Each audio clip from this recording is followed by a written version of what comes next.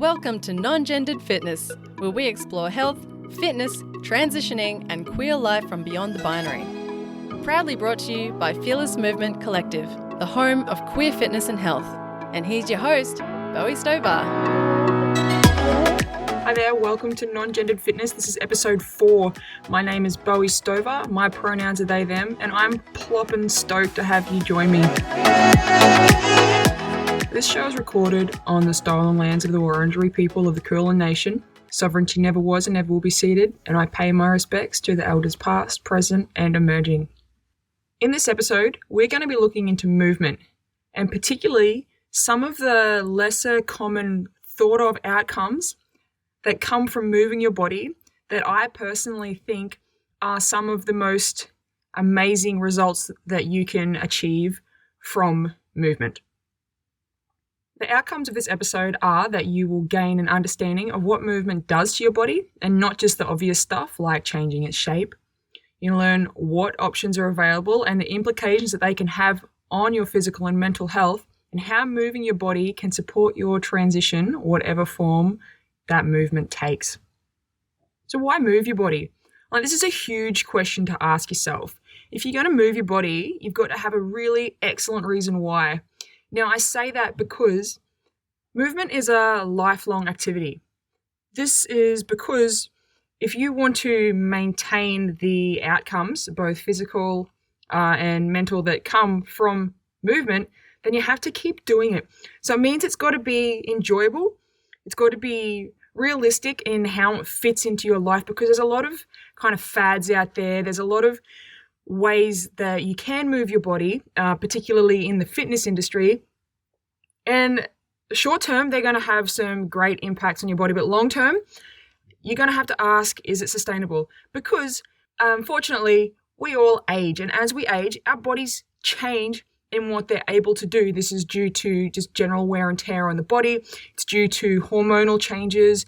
It's due to shifts in our physiological state, where as you age, muscle mass can decrease and bone density can decrease. Now, movement is a great way to slow that process, but it's still going to happen. So when you look at how you can move, you really need to be thinking, am I going to be able to do this, or am I going to want to do this 10 years, 15 years down the track? Because if you start something now and it's all great and it's all fun, but you're a younger person, then looking further down the track, this may not necessarily be sustainable. I mean, not to say not to do it while you can. Totally do it if that's what your jam is. But also looking at what other options are available. And not only that, looking at how that movement is going to have an impact on your body. Because it's all well and good to build a whole bunch of muscle and get really jacked. But if it stops you from being able to move your joints in the full range of movement that they are capable of, then long term, that is actually going to be negative towards your overall physiological health. Because our joints are made to move in a full range of which they can attain. So if you bulk up and build a whole bunch of muscle that actually stops that, it leads to bad stuff. Bad stuff will happen. Muscles may look good and aesthetic goals are great, but they are not necessarily going to be safe for your body long term. Now, that's not to say that gaining muscle is not bad. Gaining muscle is great because, like I said, as you age, you do lose muscle mass over time. It just happens. Like, it doesn't matter what you do. Even if you train, you're still going to slowly lose muscle mass and muscle strength. It's just one of those physiological things that happens from getting old. Yay! However, having a large amount of muscle and not letting your body move in certain ways, it's not going to be good for you long term. You've seen all those, I don't know if you've, well, I know I've seen them. I can't presume that you've seen them. But you look at some of the really jacked up people that go to the gym and they look super bulky and they're all ripped. And it's like, wow, that looks amazing. Or you might not think it looks amazing. You might think, wow, that looks like really overdone. I guess that's all preference as well. It's subjective. I think that a muscular physique can look great. But when you've got dudes particularly that get so jacked up that they then can't reach their hands around to touch behind their back, or they can't even reach their hands up fully over their heads because they've got so much bulk in their muscles that they can't move their limbs properly, that's not good. Long term, that is going to cause you trouble. So really thinking about and understanding why you want to move, because the way you train is going to be influencing all of your long-term physiological health. And it's not something that's often easy to think of. And I know when I started training, I wasn't thinking, well, 15 years down the track, how do I want to move my body? I didn't think of that. I was just like, oh my gosh, I can move like this, and oh look, I can lift this thing. This is amazing. Wow, how fun is this? And it was very much in the moment. And my original goals when I started training were based on physiological outcomes. I wanted to be a certain way, I wanted to look a certain way, but it wasn't until I gained a deeper understanding of the changes that could happen within my body that I actually started to go, well, hang on a second, what other outcomes can I achieve? Because I think, like myself when I started training, most people think of the obvious reasons for why it's good to move your body. These are, changing your shape, building muscle, reducing soft tissue, presenting in a more masculine, more feminine, more androgynous way, or just because you want to look the way that you want to look that has absolutely nothing to do with gender at all. And that's totally valid. And it is a reason. It's a very big reason why a lot of people start moving their bodies. Another reason is to gain strength in whatever area you're wanting to get stronger. Well, I mean, it should be your whole body, but that's not always the way. I don't know if you've seen those people who are really big and bulky up top and they've got those skinny little legs down the bottom. That's not a way to train if you want strength overall. That is badness, and it's going to lead to a lot of pain and unhappiness further down the track because you can't healthily train imbalances in the body. Long term, that's going to have some really crappy outcomes for you. So when you look at moving your body and looking at developing strength, it's always good to look at it in an overall whole body type of development. Some of the not so obvious reasons, but still ones that people do think of, is that moving your body helps you feel good because it releases endorphins, the feel-good brain chemical. And who doesn't like to have naturally occurring feel-good brain chemicals released when you do something like moving your body? It can improve your mood, so it's easier to be fucking nice to people. Also, another positive, right? It builds your confidence because you're doing something for you. It builds trust in yourself because you're showing up for yourself. This one is huge because confidence and trust in yourself help you treat yourself a certain way, and that in turn moves to how you allow other people to treat you. If you're treating your body with respect and if you're trusting that you know how to look after you, then that's what you will ask of other people. Well, I hope that's what you would ask of other people. For myself, I know that it was something that really developed in me because I started feeling good about me because of those rad little brain chemicals and because I was showing up for myself and because I was seeing that I could actually do something. I could actually start something and finish it. And that was just a session where I moved my body. It improves your coordination, which also helps you build trust in your body and in its capabilities, which in turn builds your confidence. See this little kind of flow-on effect that's starting to happen here? It's like this little snowball. Once one thing starts, then it's much easier for another thing to become involved and another thing to become involved. And it all just perpetuates itself. And it's really flippin' rad because you don't always think about that. I don't know many people who, when they start training, go, you know what, I'd really love to develop my hand-eye coordination. Unless you're in a particular sport, of course, in which case, pretty important. But for the most part, it's not always on the top of people's minds. But it's a rad thing that happens regardless of whether you think about it or not. It will also, getting active will help your body recover better with less complications if you are having affirming surgeries because your body is functioning more efficiently because if you've started moving, you are probably going to be consuming things that have a better outcome on your body. So these things are going to, in turn, have a flow-on effect to how your body recovers after you've had any sort of affirming surgeries.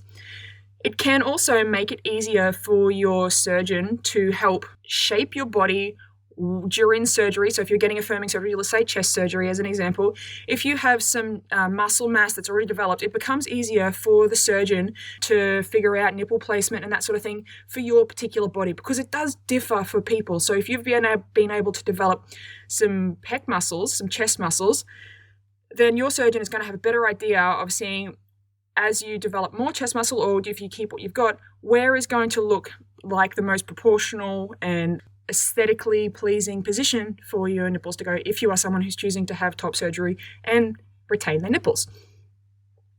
moving your body can reduce the symptoms of depression and anxiety.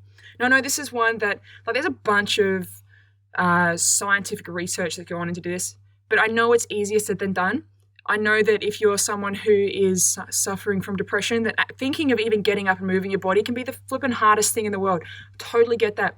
And I'm not saying that it's a cure all or that it's going to be a simple thing, but science has told us that it is able to help ease symptoms of depression. Now, when it comes to anxiety, I also have people who I actually support who say that moving their body and getting an elevated heart rate can induce anxiety because it's that physiological response of an elevated heart rate and your body kind of having this learned pattern of, oh my gosh, my heart rate is elevated. Something bad must be happening. Oh, I'm anxious. So I know that there can be implications there. So there's always ways around that with not always jumping into movement that's going to initially spike your heart rate and just easing into it gradually. But movement within your body can reduce the symptoms of depression and anxiety, particularly when it's coupled with whatever medications you may be on. Now, the reasons that pretty much no one thinks about, and one of the biggest reasons that I've learned, and one of the ones that's actually kept me moving my body for the last 7 years, is that moving your body means you have to feel your body and what it's doing. Now, again, this may be totally scary, but honestly, it's pretty fluff and rad. If you are someone who has dysphoria, I get that it's really easy to disassociate from your body, to not be present in it, because it feels easier that way. But what you're actually doing is, while it may feel easier to cope with because you're ignoring your body, you're missing out on how your whole body can feel. There may be just parts of your body that you don't like, but cutting out the rest of your body can actually limit how you can move your body and how you can develop your body. So as you begin feeling your body and what it's doing, because when you're training, you have to be really present and feel what your body's doing so that you can move safely. Once you start feeling your body and what it's doing, it means you're going to start noticing how it's feeling. Does that make sense? Because you're going to start being aware. So noticing how your body feels means you're likely going to want to influence what you're feeling. You following? There's a lot of feelings happening here, but feelings are okay. It's totally okay to have feelings. Now, when you're feeling feelings in your body, this creates an emotional response. And an emotional response and the feelings you have are something that you have control over. So this means once you start feeling your body and feeling how it feels and feeling the responses that come up, that you can actually start choosing how you want to feel emotionally, which influences how you feel physically. And when you're feeling good physically, it influences how you feel emotionally. You see another one of those little kind of circle or loops that is happening here? So when you're feeling your body and it feels good, it's easier to feel good emotionally. It's easier to have more positive feelings. And that's not to say that you're not going to have hard feelings or bad feelings, or feelings aren't bad. Feelings are just feelings. It's the labels we put on them that we define whether or not they're good or bad. Feelings and emotions are. And we put reasons on them, and then we tell stories to ourselves about those reasons, and then that changes the situation. But at the base of it, if you are moving your body and you're feeling your body and you're feeling what comes up, and that can be uncomfortable, because feeling feelings can be uncomfortable, because we're not taught how to manage feelings that come up. We're not taught to be able to name the feeling we're having or address the feeling we're having and then express it. And it can be really tricky. The more you start to feel what's going on in your body, the easier it is to start feeling other things in your life. And this is a good thing. I know this may not seem so, but it's actually really beneficial for you, both physiologically and mentally as well, because you're starting to take those thoughts and feelings and connect them with your body. And you can't have one without the other. You can't function and experience life as best you can if you're not allowing yourself to feel your body, because it can feel uncomfortable. But training's uncomfortable. There's a lot of things that are uncomfortable. And it's about becoming comfortable with being uncomfortable that helps you grow and helps you move through certain things. And this is an experience that I learned, and this is an experience that I've had. It's not like one that you just have once and then it goes away. Like, I've had this happen multiple times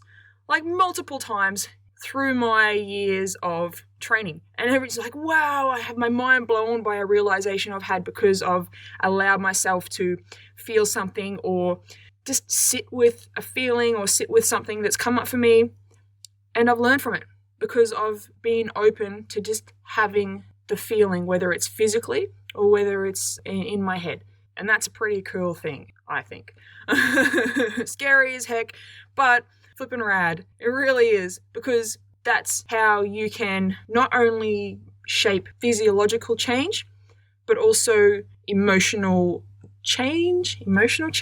Like inside, the you that's inside you, that's how you can help you become more of the you that you want to be authentically. I hope that made sense. So what does it mean to build a connection with your body? So the only thing you have control over in the whole world is how you feel.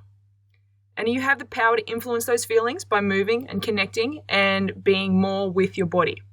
You don't have to move in a specific way. Now, this is one of the things that I think is become a really misleading perception, and it's fed a lot by the fitness industry. I don't know if you've listened to all the episodes now, but I do have a little bit of an issue with some of the messaging that the fitness industry feeds out there, because at the end of the day, they're trying to make money off people who just want to know how to move their body, and they mislead them with different messages. Now, I want to be clear, you don't have to move your body in a specific way.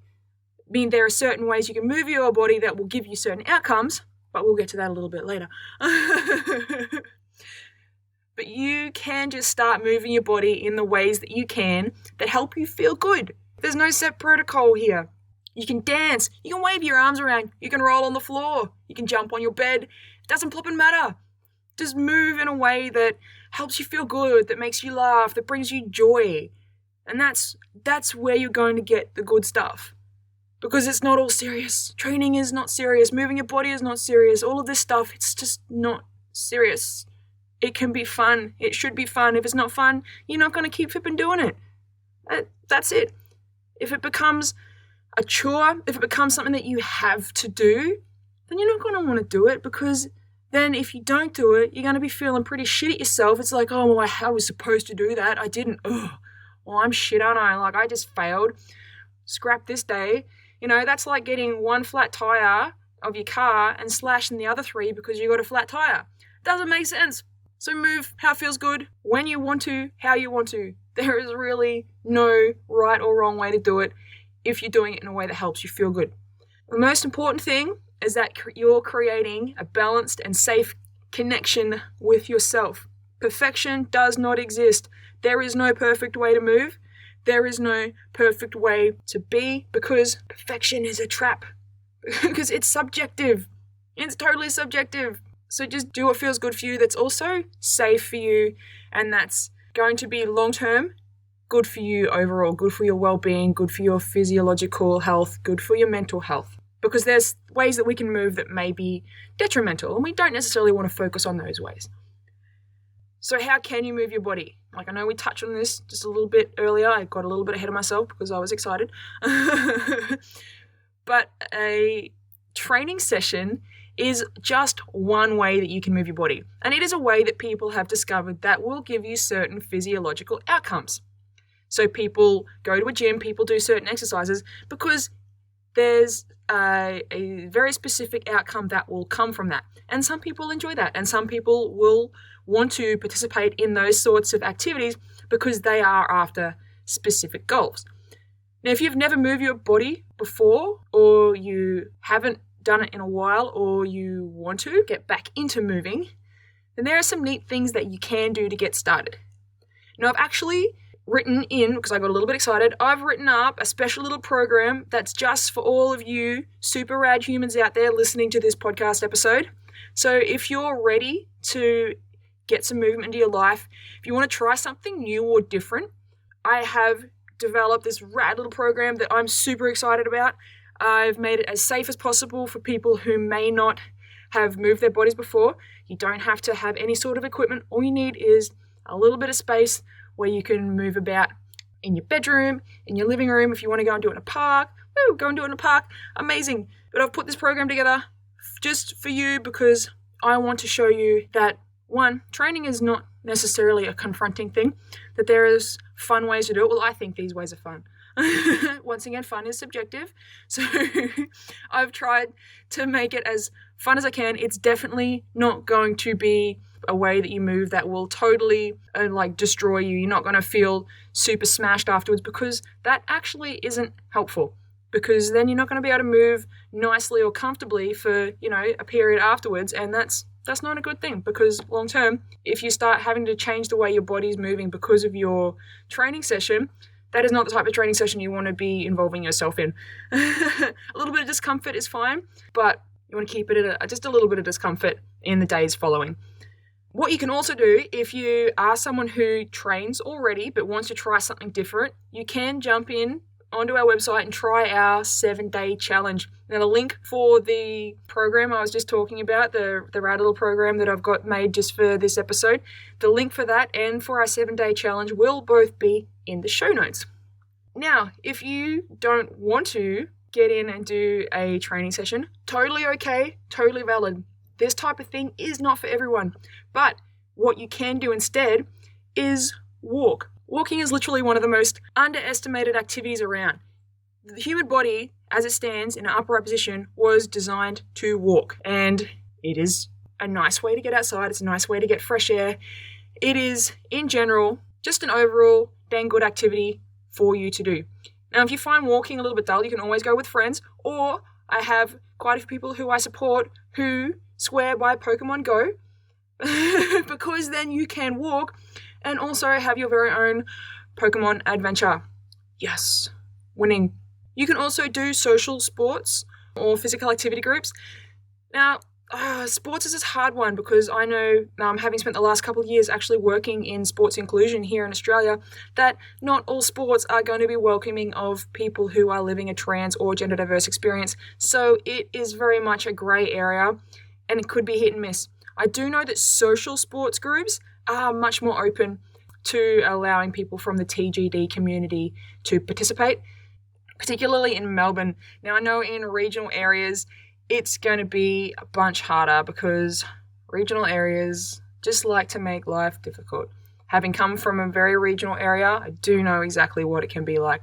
But there may still be some sports around that are going to be welcoming of you and affirming of you. So it wouldn't hurt to check out what could be possible for you in your local area. So whatever you do, start small. Approach it with a sense of fun. The training and physical activity doesn't have to be all serious face. It's got to be enjoyable. Otherwise, you're not going to want to do it. So what if you can't do this right now for whatever reason? So let's say you're a person that can only move their body in certain ways for whatever reason you have.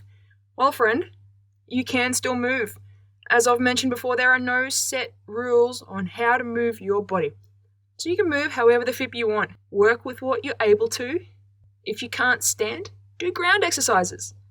If you can't get down on the ground, sit on a chair or sit on something that's comfortable for you. Move your arms around. Lift something that's a little bit heavy. Dance with your arms. You're only limited by how you can think to move. So finding ways that work for you with where you're at in your body, that are safe and that help you feel good, just go with it. Seriously, there is no wrong way to move. And you may feel a little bit silly at first if you're sitting there like wiggling your shoulders and waving your arms around, but that doesn't matter. It's okay to feel silly, because you're moving your body and you're doing it for you. And if someone else thinks you're silly, you do you, let them be jerks. And it's okay. You're doing something for you, and that's the most important thing. Someone else's opinion does not matter. Do not give your power away by allowing what someone else thinks to influence what you're going to do if it's going to help you. So if you don't feel safe to go outside, as I suggested earlier that you can go for a walk, if that's not going to work for you, try this out. In a space where you have room to move about, like whether it's in your bedroom, in your lounge room or whatever, you just need enough space to be able to lay flat on the floor. And what you're going to do, you're going to stand there, right? And then you're going to hop down onto the floor and lay flat. Doesn't matter if you lay on your back, doesn't matter if you lay on your front. And once you're down on the floor, you're going to stand back up. And then once you're standing back up, you're going to lay back down on the floor. And once you're down on the floor, you're going to stand back up. You get where I'm going with this? You're just going to hop up and down off the floor.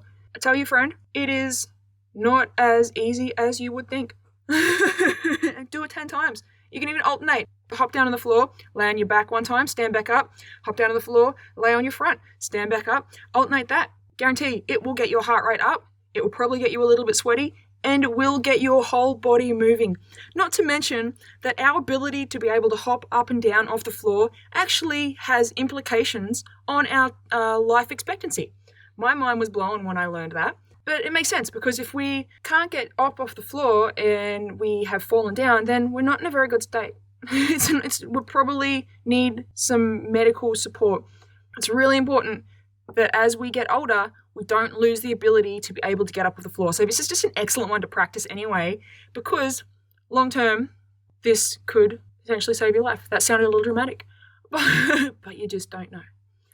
You could also, if you don't feel like doing the little workout that I've written up, you can find on YouTube little videos on dancing, on how to do yoga, on how to move your body in other ways. It doesn't matter. You can find someone on YouTube who does stuff that you think looks good or that you enjoy doing. Follow that along. That's perfect. I know people who go on YouTube and they bring up dance videos and they follow along to dance videos. I think that's pretty cool. And if that's something that works for you, do it. I know people who follow along to yoga on YouTube. Yoga is excellent for the body. I mean, something that's been around for thousands of years and still is going. They must know what's going on there. So let's recap. What have we touched on today? It's been a lot. We've touched on the importance of understanding why you're choosing to move your body. Some of the lesser commonly known of or thought of outcomes that come from moving your body being that you begin to feel your body and you begin to connect with your body, and it's both scary and most excellent all at the same time. We've touched on how you can move your body, whether it's grabbing a copy of our special program just for all of you amazing listeners out there, or what alternatives you have for moving your body if you are someone that needs to move differently for whatever reasons. So you'll be able to find all of these details in the show notes. You can find more about us by going to our website at www.fearlessmovement.co. You can find Fearless Movement Collective on Facebook and Instagram as Fearless Movement Co. on Instagram. You can find me, Bowie, on Instagram as the No T NB.